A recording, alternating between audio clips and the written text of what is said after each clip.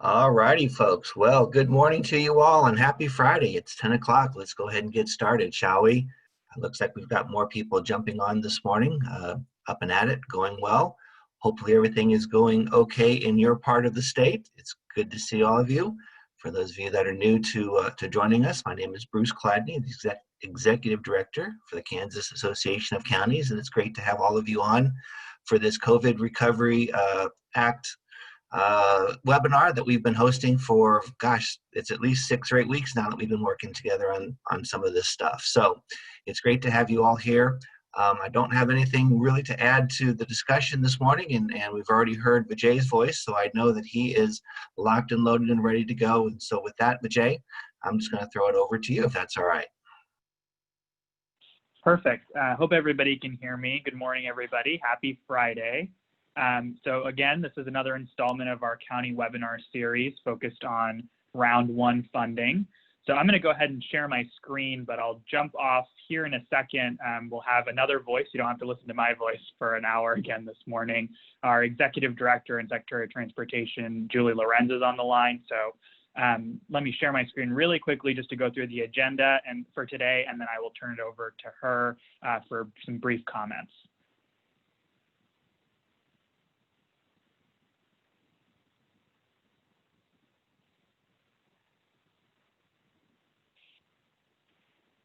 So really quickly, today we'll do a quick introduction from our Executive Director of the Recovery Office. We'll do some updates as we usually do on round one and round two. We'll go through some new federal guidance as it relates to reporting that we went through during the last webinar, but also some new insights that we got from a webinar that we got from the Department of Treasury this week.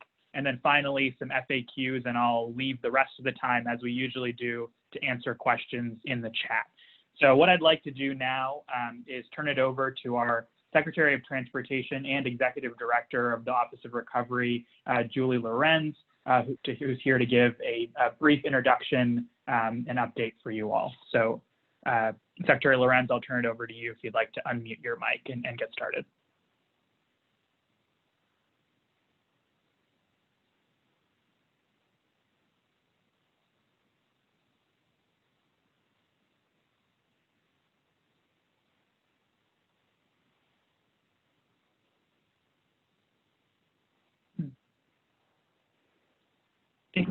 Yeah, a little bit of some technical issues here. So why don't I go ahead and get started, and then when Secretary Lorenz, when you're on, just let me know, and then you can go ahead and start talking. So let me go ahead and share my screen and get started, and then whenever we have her on, we'll turn it back over to her. So we'll start here with some general updates. As you know, and as we've been talking about, we're continuing to expand staff. And so the exciting thing is that we're adding a lot more folks, whether it be folks to help us with the county effort with round one, or help us with finance, or help us just generally with accountability and reporting. So we're really excited about that. We'll have some additional exciting updates on that next week. But watch out for that as you listen to our webinars moving forward. Round one, we've posted a single FAQ document with all of the questions so far on the website. I'll show you that in a second. I know that that's been something that folks have asked for. And so that includes a full table of contents, and that also includes, like has been asked for, all of the frequently asked guidance interpretations that we have so far. So we took an inventory of all of the different interpretations of eligibility that we've done, and then we've put them in that FAQ document. I'll show you where that is in a second.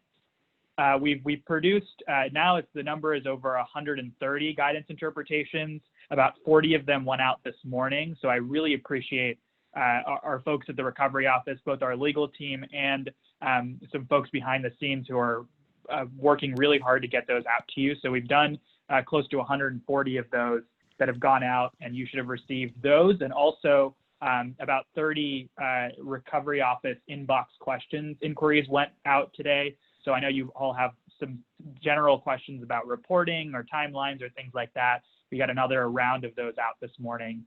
So watch out for those in your inbox.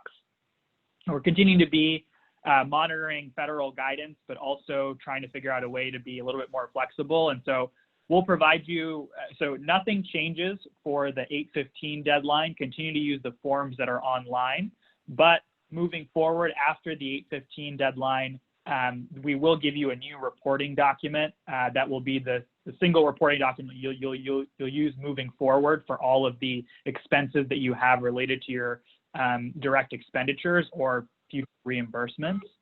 So that document will incorporate all of the new federal reporting guidance. So that will take into account all of the things that we talked about on the last webinar, and I'll go through here in a second about additional reporting requirements issued on 7/31 by the federal government. Finally, we've been getting a lot of questions about this, but I want to say, since 8/15 is a Saturday, there will be a grace period until 8/17, Monday at 5 p.m. So even if you can't turn it in by 8/15 or by Friday close of business, it's okay if you're able to turn it in by Monday at 5 p.m. close of business. Round 2 updates. The State Finance Council, as I mentioned in the last webinar, has approved the public health, education, economic development proposals. A few of our programs have created an internal deadline for them to start putting out applications as early as next week.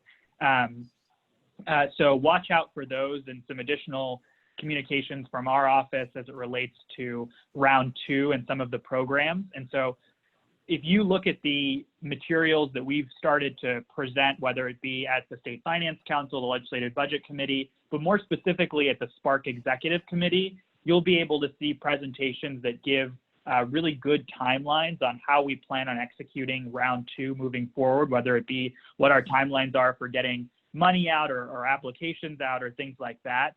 So as you continue to listen for updates on round 2, I encourage you to go and listen to those Spark Executive Committee meetings and look at those presentations for some additional information. Our agencies are working hard to get those applications out and get you the information that you need to communicate to your businesses, to your communities on how to access some of those programs. So continue to watch out for those as we move forward.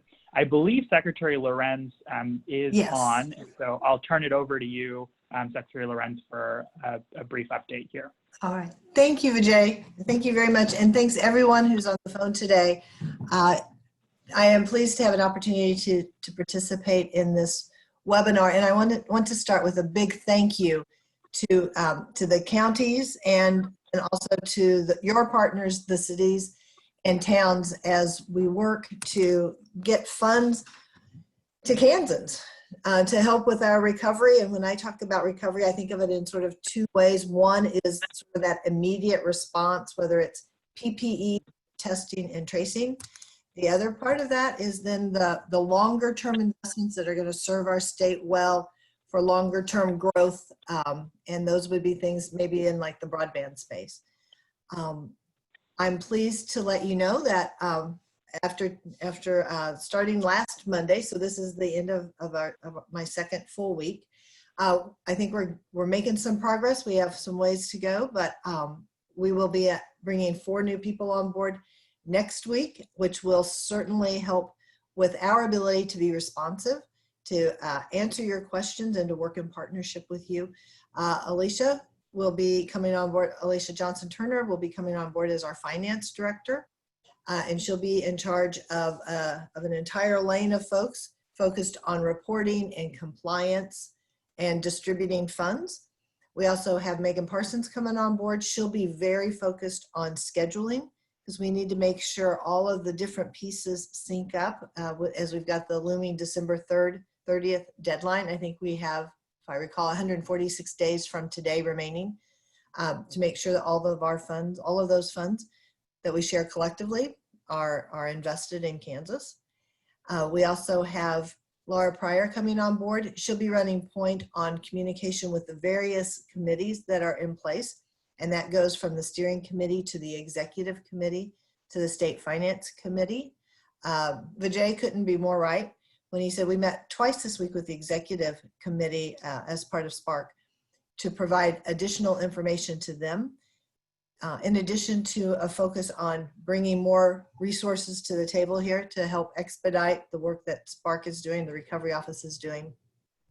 In addition to that, the thing that I committed to with the State Finance Council was to get an overview schedule pulled together. So Vijay, we may want to think about posting those slides and making them more readily available in terms of what the deadlines are associated with rounds 1, 2, and 3, but more importantly, how all those pieces come together. We've taken in Kansas an approach which focuses both on value and partnership, the value of investments and partnership, along with distributing funds, trying to make sure that we're using that money to its highest and best use and making sure that it gets to Kansans, and that we're using it to help everyone recover. So those are some of the key things that I've been focused on. And I'm trying to think if I've mentioned all 4 people. Oh, the most important probably from your perspective, maybe Doug Gerber. He was formerly with the city of Topeka, but he's been at Beloit and one other community, at least one other in Kansas. He will be what I consider to be sort of the county program manager from the recovery office. And he'll be your first point of contact so that you can get your questions answered. Think about as you think about how you invest your funds, if you have a little more money in one area than you thought you might have, or you have a little more need in one area, shifting some of those funds, also making sure that you understand what we are investing in at the state level so that the county level funds and the state funds are working in concert to really bring us the most value that we can to Kansans. I think that probably concludes at least a quick overview. One thing I think that might be helpful, Vijay, would be at some other point, maybe in next week's webinar, maybe it would be to share a few slides that provide a deeper update. But I especially wanted to get on today to say that I'm very pleased to be here. When the governor talked to me about this position, I was grateful to have the opportunity to help. You know, people need help, and I see Bruce. I see you on the phone there, Bruce, from the Kansas Association of Counties. I am honored to have the chance to help because Kansans are hurting. We know communities need help. We have funds that are available, and it is an honor to have the opportunity to try to help get those funds where they can do some of the best good that they can. Certainly, I have a long relationship with many folks across the state through the work that I've done at KDOT, both 10 years ago and now in my current role as Secretary of Transportation. So I just wanted to say thanks to all of you who are working so hard on the ground to help make things better for Kansans in each of your counties. So thank you very much. And Vijay, I'll hand it back to you. And hey, Julie, before you leave, I just wanted to jump in myself and say thank you for all that you're doing for us, and welcome aboard. We look forward to doing some great things with you. We know the deadline's coming fast, but somehow or another you managed to run faster than that, and I think you're going to get it to the finish line in good order. So we appreciate it and welcome. Thank you, Bruce. I appreciate it. All right, Vijay, take it away. And I'm awesome. going to work. Thank you all. Take care. Thank you, Secretary Lorenz. So what we're going to do now is go through the rest of the presentation, but before we do that, I wanted to just show you where the updated FAQ document is. I know there's some questions coming into the chat, so I will definitely answer those at the end of the presentation here. So if you go to Office of Recovery and Spark and go to County Resources and Guidance, we're going to try to update it on this tab so it's easier for you to find. But for right now, go to Webinar Materials, and you'll be able to see the County FAQ document 8.7. That's the compiled document. So that is what we talked about last week. And so it includes eligible expenses, which was what all the guidance interpretations are. Everything that's new is in red. And it includes I won't go through the whole thing. It includes all the questions that we've answered so far, organized by type. And so please look at that and use that as kind of your searchable database of all the determinations that we've made so far. Some of the questions that are coming in via email are answered here. And so we've tried to make sure that this is the most comprehensive document that we have, and we'll continue to update it as we move forward here. So let me go back to the presentation.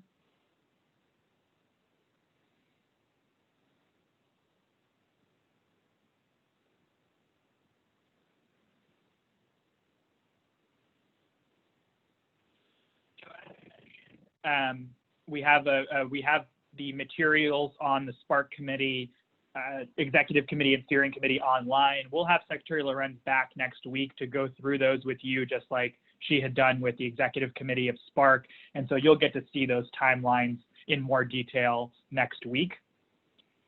I want to just reiterate this classification or this change that we've made in terms of our guidance. So if you have received more than $750,000, you may be subject to a federal audit. You can use the fund payments to cover the expenses of that audit. We are currently expecting additional guidance to say that you will be able to hold funds beyond 12/30 for the federal audit. So we're encouraging you to plan for that. And so we don't have numbers specifically on how much that might cost, unfortunately. So I would maybe check with your folks that you have in your community on the accounting side, or the accounting help that you have, or just use the single audit federal guidance that we've provided you, or some examples of single audits that have happened in the past to get a number on that. And if we get a number or maybe some sort of formula or something that may be able to help you, we'll post that. But you can, and you should right now, if you would like to hold some money left over for specifically a federal audit, and we're expecting some guidance that clearly says you'll be able to do that moving forward. And again, on the website, there is some federal audit guidance. And so that's from our Department of Accounts and Reporting, and that includes some additional information of what to expect in the event of a federal audit. So next, can nonprofits be reimbursed for loss of fundraising revenue? Yes, we continue to get this question, so I wanted to just reiterate it. Yes, you can provide, for example, a nonprofit venue some money due to income losses as it relates to COVID-19. Again, it has to be directly related to COVID-19, and you can receive funds even if you didn't close, as long as you illustrate to the county, hey, these losses are due to COVID-19. And there's multiple ways to do that. There's no one way to illustrate that they're due to COVID-19. An example that we've seen across the country is they just illustrate to you, here's my revenue from last year, here's my projected revenue from this year. Clearly there's this gap for the allowed period. That's what we're asking for in terms of grants for a business loss. And that money is very flexible. So they could use that money for a wide array of purposes. There was a question last webinar, and I've answered it in this webinar later, but I'll just address it here, about using grant funds from your county allocation to pay for things like the PPP program from the federal government. Although there's no specific federal guidance that says one way or the other, our recommendation is to not use county funds or county grant funds to pay for federal loan programs, as to avoid duplication. Businesses, if they would still like to or want to pursue something like that, we would, again, recommend that they don't do something like that, but they should consult with their CPA or with their accounting staff about the specific terms of the loan from the federal government. It may be that different federal loan programs have different terms and conditions, and so they should work with their accounting staff to say, can you use other federal money from the CARES Act to pay for this? Again, our recommendation is no, to just avoid the duplication. But again, that is something that businesses should work with their finance staff to figure out, because there's no specific federal determination on that other than our recommendation, which is to not do so. There was an unfortunate error on the county reimbursement and reporting spreadsheet that only impacts some of you. For a vast majority of folks, I don't think that this was a problem. And again, it doesn't change anything that actually happened in the sheet. But could everybody mute their line? I apologize. I think we're hearing some feedback here. So one of the sheets in the county reimbursement reporting spreadsheet was protected, and all that means is it required a password. We've updated that, so yeah, if you go online now, you shouldn't have to have that that password protected sheet for the county report summary tab. But if you do have a version that does have the password is just do not use. And so I put it in the presentation. If you put in the password, it unprotects the sheet and you don't have to deal with it. So if you are having that problem, I know many of you aren't, you can use that password, do not use, on the county report summary, or if you ever run into a problem where it says, hey, this sheet is password protected. Next steps for guidance interpretation. I just want to reiterate this because we talked about it last time. We are getting some additional questions as it relates to guidance interpretation. And like I mentioned before, we're pushing those out as quickly as possible. We want to reiterate that the resources that we posted today and that we'll continue to talk about through these webinars should be kind of the first line of defense for a lot of the questions that you're getting, and that we want to stress continually that start with the clear COVID-19 priorities and the impacts on your community, whether it be the impacts on your businesses, the impacts on folks in terms of help for rental assistance or utility assistance or childcare, things that you know are needed to help families moving forward to have childcare. So in the event of remote learning, or to help your schools with remote learning, or to help your businesses or nonprofits survive the pandemic. Those are the things that we want to focus on. And then we can move out to maybe the second, third order things that are related to COVID-19, but would be nice to have, not necessary for the pandemic. We want to start with and focus on things that are necessary for the pandemic. And I want to reiterate here that the federal guidance clearly says that all expenditures have to be reasonably necessary for the COVID-19 pandemic. And so that's the best test. And so if you can clearly point to a COVID-19 priority or an impact of the pandemic that is directly related to your expense, then you should be okay. And that's how we're making our determinations. And the last thing that I'll say is that all of our determinations are made on the same guidance that is available to you from the federal government. It's not very much. We try to do our best to give you some determinations to help you navigate the myriad of requests that I know that you're getting, but try to use the same sort of thinking that we're using in our federal guidance interpretations or our FAQs to try to make determinations at the county level, and always go back to, is this necessary for the COVID-19 pandemic? Round two, I won't go into this again because I know I've repeated it quite a bit on webinars. The one thing that I want to say is that round two is not going to cover every need across the state, and it's actually less money in round two than we sent out in round one. So we sent out $400 million in round one, and we are sending out $300 million in round two. There will be a round three of investment that will focus on some additional priorities that will be determined by the SPART committee and maybe some outside proposals as well. But the point is that the round two investments don't cover every single area. For example, I know a lot of you have brought up private schools and colleges, and we want to try to say that if those are in your community and those are important parts of your community, that you should try to provide them reimbursements or grant funds as much as possible through your round one allocation. And the reason I say that is because the state programs are meant to address statewide priorities and is not going to be enough to meet the demand. And like I mentioned before, it's going to have to be a partnership. And so we're not going to be able to cover everything with round two investment and maybe even round three investment, although we'll try to fill in some gaps. We want to start at the county level and say, here are the institutions or businesses or just critical needs that are important to my community, and you can tailor it towards your community level impact. Some might have a private college that's really important to their community. Some might have a few key businesses that are really important to their community. And so making sure that you target those funds towards the institutions and needs of your community, and also take into account the things that are often forgotten, whether it be rental assistance, utility assistance, childcare support, things like that. Continue to provide those reimbursements and grant funds because this is for right now, this is the only money we have to really address those needs.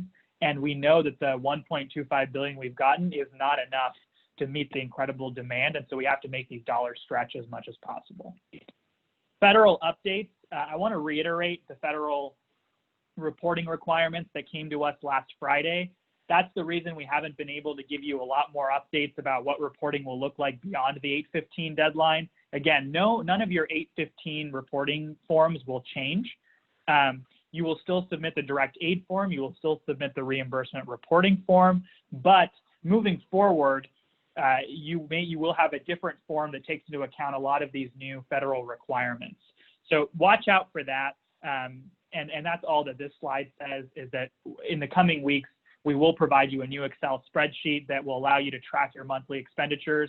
And that's just a way for us to know, hey, this is what you said you were going to spend money on in the direct aid form. This is what you actually spent money on for that month, or these are the additional reimbursements that you had moving forward. Just a monthly reporting spreadsheet. It's going to be very similar to what you already filled out for the reimbursement and reporting form, but it'll include maybe some additional details, and it'll be a little bit easier for your subrecipients as well to fill out, because they'll continue to fill out spreadsheets on how they're tracking their expenditures. So if you give $400,000 to a school, they should be continuing to track how they're actually spending the money and letting you know, so that we have an accurate accounting of where the money was actually spent.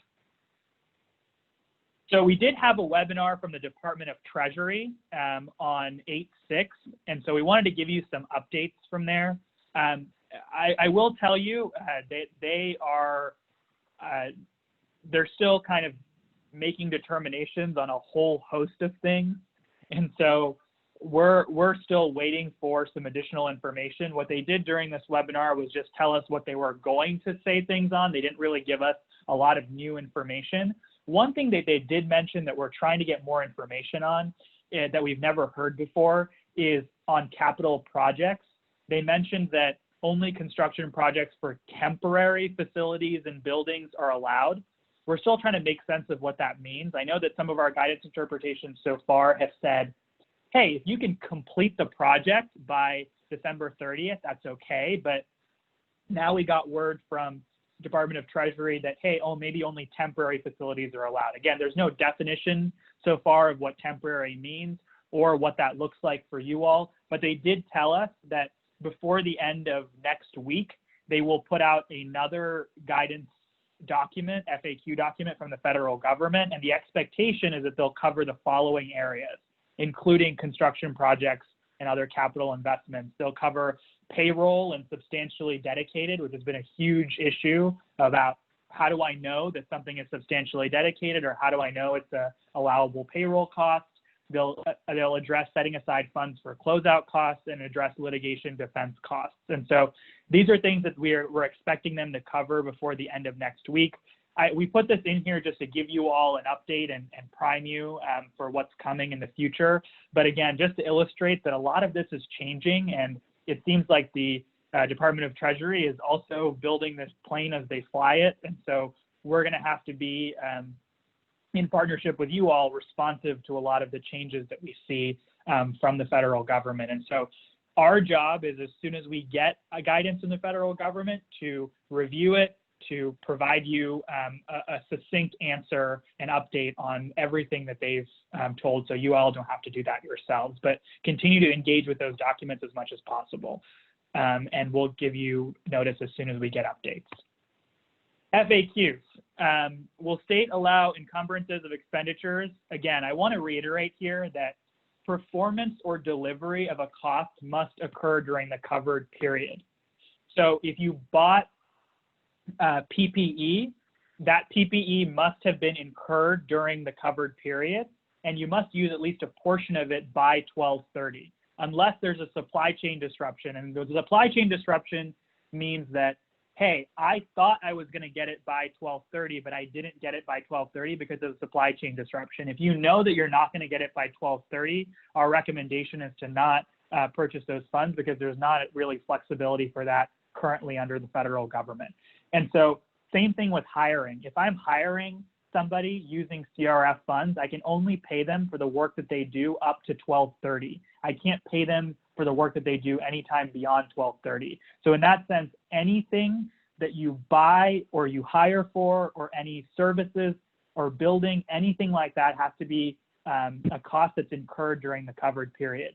The only thing that there's flexibility on is when you transfer the money out of your account to whoever is the recipient. And so so let's say I bought a bunch of PPE, there's some flexibility on me being able to pay that invoice up to 90 days after, but there's no flexibility on making a order after December 30th or making an order that won't get there until December 30th unless there's a supply chain disruption. And so I want to be clear here that if you're hiring somebody, if you're getting goods, if you're doing anything, it all has to be done during the allowed period up to December 30th. And that includes things like, hey, I'm going to be maybe constructing a tent or a mobile testing facility or a pop-up testing facility in my community, a drive-in with a tent and with testing supplies and all of these things. All of that has to be done by December 30th. And if you're going to continue to use those things beyond December 30th,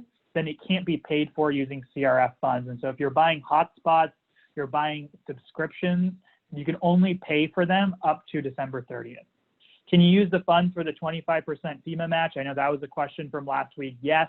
And then finally, can county business grants be used to pay for federal loan programs? Have your businesses check with their accounting staff, but we would generally recommend that they do not use those to pay for federal loan programs.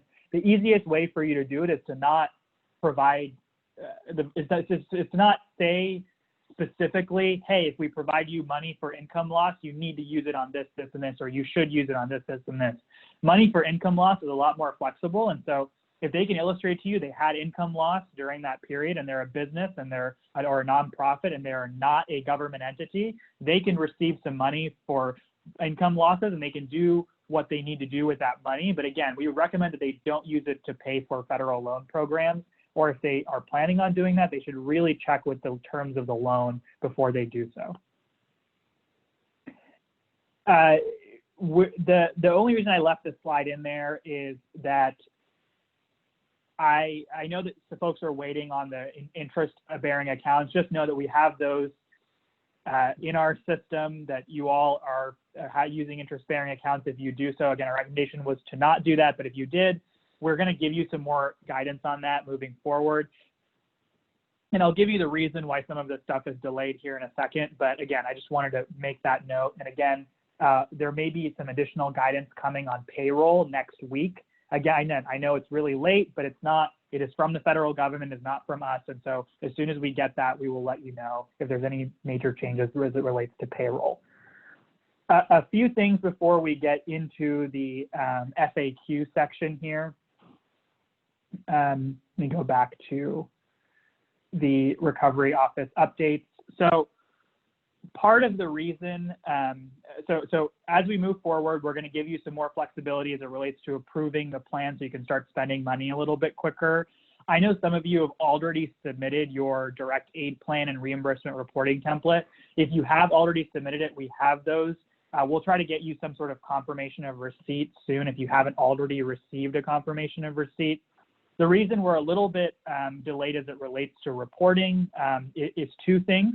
One is, or getting you an answer on that right now is two things. One is we are getting some additional federal reporting requirements. And so for forms beyond the 8/15 deadline, that's why we haven't given those to you yet. But two, for folks that are thinking about how long is it going to take for me to get a response back on my direct aid plan and my reimbursement reporting plan that I submitted on 8/15. We'll try to get those to you on a rolling basis as quickly as possible. We are currently in the process of hiring a accounting firm that will help us provide a lot of capacity to get those out as quickly as possible. And so we're consulting with that accounting firm both on new forms, but also how to quickly and flexibly and accurately evaluate and analyze your current reports. And the reason, and that process is already underway, but it does need State Finance Council approval. So you'll hear more about that during the State Finance Council meeting on Monday, the 11th. And so once that accounting firm is set and we're good to go there, things will move a lot quicker, and that'll be as early as next week. And so that's the reason why some of this stuff has been delayed if you've already submitted your direct aid plan, but we'll try to get you a response as soon as possible. So what I'd like to do now is stop sharing my screen, and I'm going to go through the chat here. The one thing that I'll say, and I think we've been having a lot of discussions about this in our office, is that we know that the demand is incredibly high for these funds, and we want to try to get them to the places that they're needed the most. And so we want to continue to encourage you all to think about what are the key community level needs that you have, what are the things that your residents, your businesses, your nonprofits are struggling with, and how can you provide them extra support.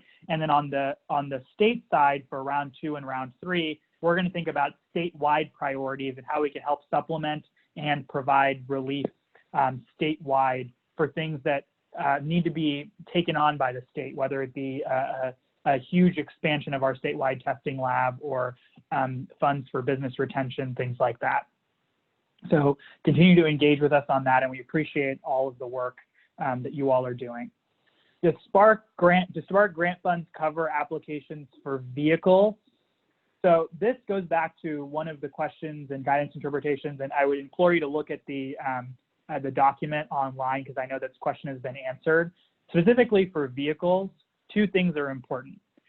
First is that generally replacement of a vehicle is not an allowable expense. So you can't replace a vehicle just because it is older or you are going to replace it anyway or what have you. The second thing is you have to clearly illustrate why buying that vehicle is necessary. If you are going to buy a vehicle, why that is necessary to the COVID-19 pandemic and why it's over and above what you've already budgeted for. So if it's over and above what you've already budgeted for and you can clearly illustrate that it's related to the COVID-19 pandemic, then it's allowed to buy, you're allowed to buy a vehicle. When I say you can't replace vehicles, for example, if you have a truck that your nurses are using to travel around and it's just old, it has a lot of miles, you can't clearly illustrate that it's necessary for you to use COVID-19 CRF funds to replace that vehicle. But if you want to buy another vehicle to help your nurses more efficiently and effectively cover your county and give folks the services that they need, that may be okay. Or there was a request for a new bus to increase social distancing. That is clearly related to COVID-19, and you can buy that new bus if you'd like to. And so I would just caution that generally, if you want to buy a new vehicle, make sure it's clearly illustrated why it's needed for COVID-19. That doesn't mean that you can't, that you have to stop using it on December 30th. It just means that if you're buying it, it has to be clearly for a public health related purpose. Can direct transfers be made only to cities and schools? Can they be made to nonprofits such as county hospital or nonprofit mental health agency? Yes, you can make a transfer to other entities like a county hospital or a nonprofit mental health agency, as long as they fill out the tab as it relates to transfers and clearly illustrate what they plan to spend the money on. Heather, I appreciate that question. I know that a few counties have already submitted their forms, and I apologize for the delay. And so we'll try to get those out to you, some responses out to you as soon as possible. Again, we're trying to get our accounting firm in, and so we have a standardized process for everybody, but I appreciate your quick work and your patience moving forward. With public school funding coming in phase 2, can counties shift funds away from public schools that is being proposed in our plans as it cuts to cities and counties that were made to help get schools funded and open. So round 2, which is entirely handled by the state, did not include specific funding for K through 12. So continue to, because there was money that came in from the federal government, and because we included in the resolution that counties should work with their school districts on reimbursements. And so I would say continue to work with your public schools on reimbursements. The one thing that I know that is on a lot of your minds is what is going to happen federally with the stimulus bill. What I will say is we don't know what's going to be in that bill yet. There's a lot of things that have been talked about, including some extra money for public schools. And so I would say continue on the path that you are right now. And if we get additional guidance that says, or additional indication or a final passage of a bill that says, hey, there's going to be $100 billion coming in nationally for public schools, then we can work with you all on how to readjust funds. But we can't do that until we know exactly what's going to happen with the federal legislation. And I know that that's difficult, but again, we don't want it to be that gets written out of the bill at the last second, and then we don't have any support for for schools.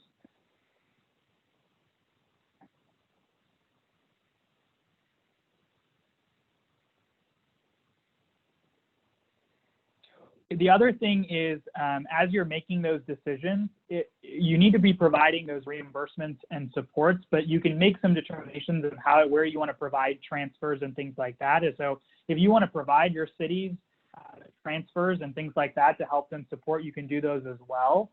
But as we get some more information from federal guidance and federal legislation and movement from Congress, then we'll let you know.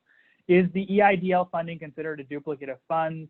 How accurate does the summary form for the monthly spending planning tool have to be? EIDL would be in the same category as PPP. Have your businesses check with their terms of service for EIDL. Generally, from what I've read online, we should not be using CARES Act funds to pay for EIDL, but again, there's no specific line in the federal guidance that says one way or the other. So have your businesses check with your accounting staff and take our recommendation into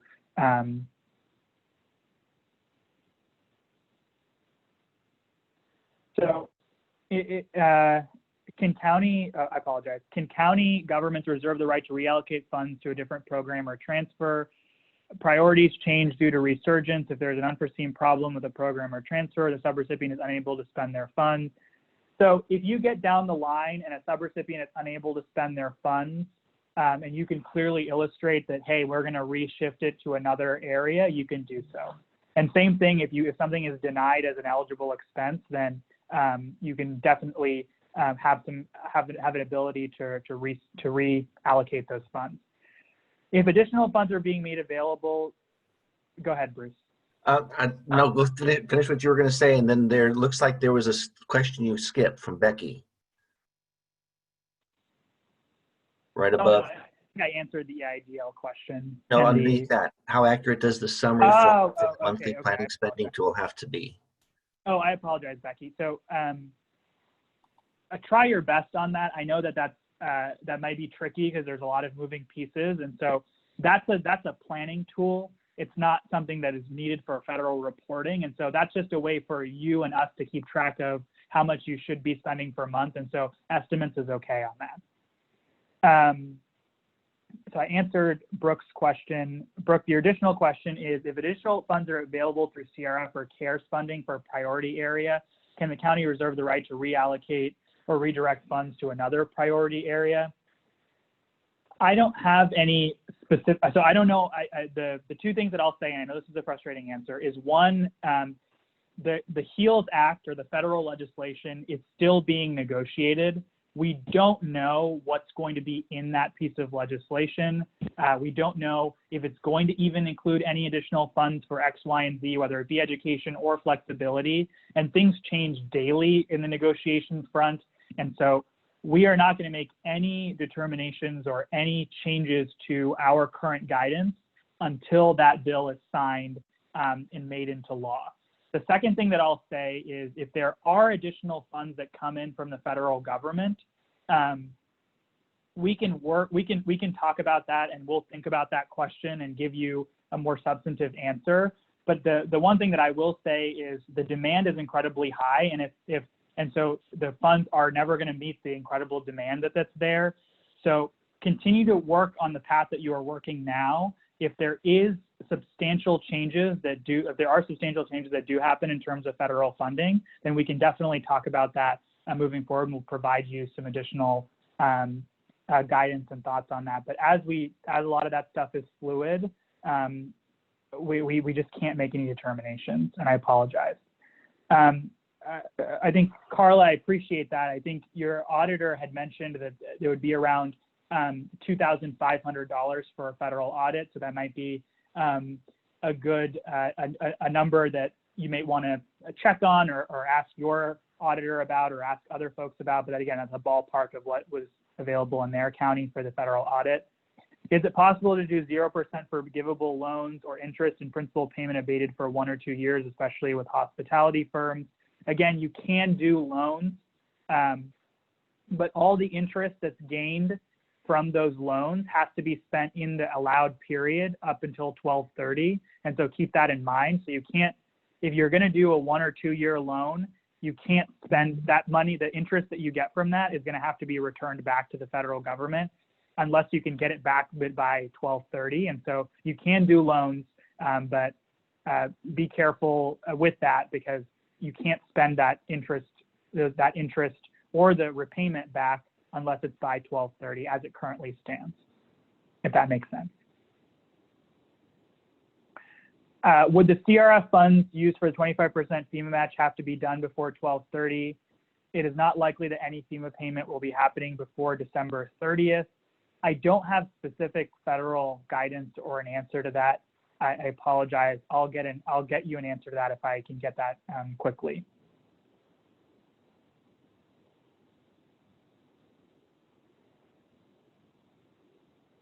The next question here. So if a school wants to hire an assistant health aide, does the payroll cost, only the payroll cost until December 30th is covered? Yes. You can only pay them for the costs or the services that they have completed by December 30th. You can't pay them for anything that they've done for you beyond December 30th.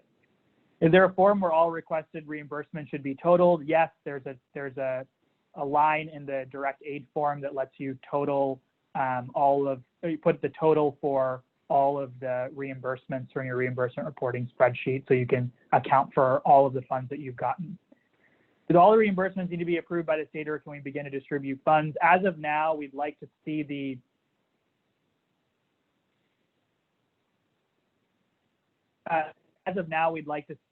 reimbursement reporting spreadsheet before funds are distributed. Again, once we get our accounting firm in, we'll get you some more flexibility to be able to do that more quickly.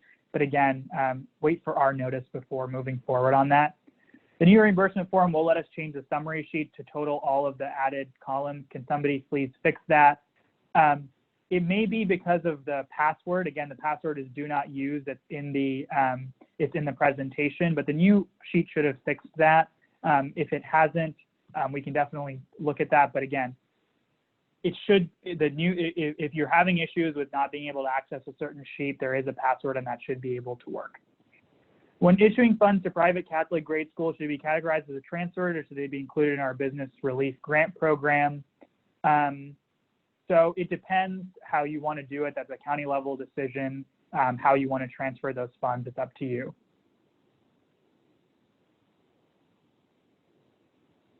Can the county pay vendors directly for cities and schools instead of reimbursing them? Yes, you can do that. Just put it in your reimbursement. Or yes, you can do that. You just have to illustrate it in your expenditure report.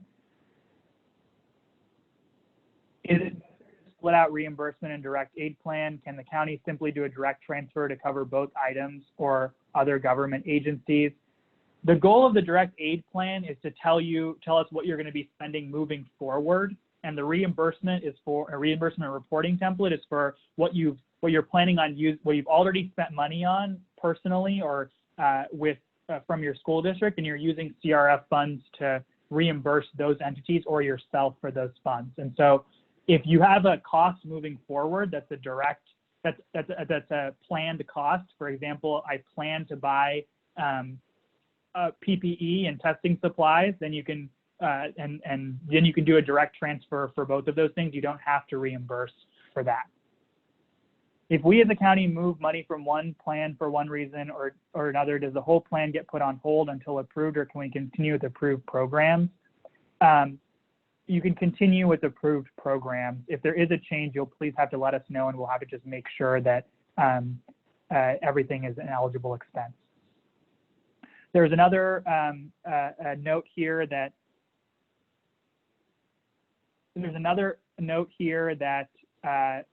there's an estimate of more than no more than $10,000 for a single audit. And then there's another estimate here that there may be an estimate of $7,500. So I appreciate everybody putting that in here. Is the audit something that will definitely happen, or something that we'll need to prepare for in case?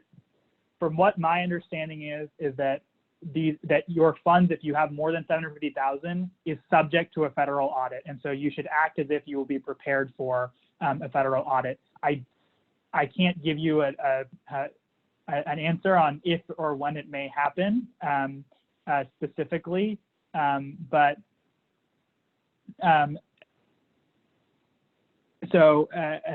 it is subject to a federal audit, and so I'm not an accountant. I can't tell you specifically how that process will work, but I would be prepared for it and take the necessary steps to be prepared for it. So we have 2 school districts in our county. They're each wanting a daycare in the school. Should they each put that in their direct aid plan, or can one district apply and have a co-sponsor of the other district? It's up to them. It doesn't matter as long as it's accounted for in the plan, whatever is easiest for them to do so.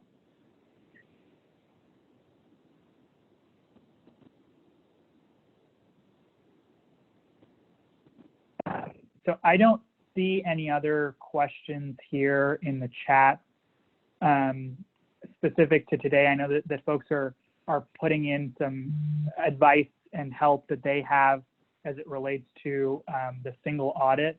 Our expectation is that the new round of federal guidance next week will include some more information on the audit. The federal government has indicated that they didn't give us enough information on audit-related expenses and things like that, and so they will give us more moving forward. And so as we get those, you can look to these webinars for additional information. One thing that I will show you before we leave, because I don't want to, yeah, go ahead. Jay, did you skip one up there? At 10:50, there was a question from Deanna about having 2 school districts in our county, and they are each wanting a daycare in the school. Should they each put that in their direct aid plan, or can one district apply and have a co-sponsor of the other district? Oh, that was when I was saying that there's no determination on it. It's up to you. Oh, so okay. I'm whatever sorry. is easiest for you. Okay. You can. I'm sorry, I missed that. I missed your response. I apologize. Oh, no, you're totally fine. So I just wanted to point out that on the website, if everyone can see my screen, that we have put together some basic information on an audit. And so there's also a link to find additional, more uniform guidance as it relates to a federal audit. The last thing, we'll just go through next steps here. And Andrea, I appreciate that. I think she is mentioning that if you are awarded more than $750K, you should expect a single audit. And so please prepare if you receive more than $750K as if you were going to get a federal audit.